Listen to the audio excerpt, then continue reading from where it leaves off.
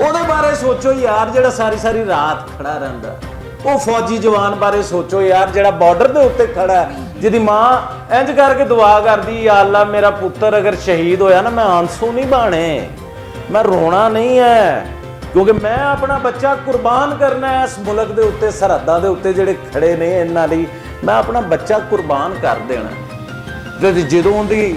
लाश आंदी है ना, तो जो जनरल साहब, कोई ब्रिगेडियर साहब, कैप्टन साहब, वो शहीद बच्चे नूं जो सलूट मारते हैं ना, उनका फखर वेखण वाला होंदा। जब एक जत्थे को पूरी हमारी उस आर्मी के खिलाफ खड़ा कर दिया,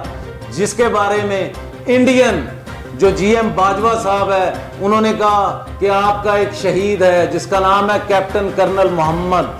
खान शहीद। उसकी जेब के अंदर रुक्का डाला कि ये जवान बड़ी बहादुरी से लड़ा है, इसको निशाने हैदर दिया जाए, जिसकी तारीफ दुश्मनों ने की, जिनका नाराए हक ये है कि ला इलाहा इल्लल्लाह मोहम्मद रसूलुल्लाह। और जिन आर्मी के खिलाफ आप बात करते हैं ना, तो उनके एक लीडर हैं जिनका नाम जनरल आसिम मुनीर है, जो अपनी तकरीर का आगाज कुरान से करते हैं, आयत इस तरह पढ़ते हैं कि सुनने वाले को भी मजा आता है, तो ये दिल से भी आवाज निकलती है कि हाँ, पाकिस्तान का ये सिपा सलार है जो जानता है कि जान कैसे देनी है और अपने मुल्क की आन को किस तरह बुलंद करना है।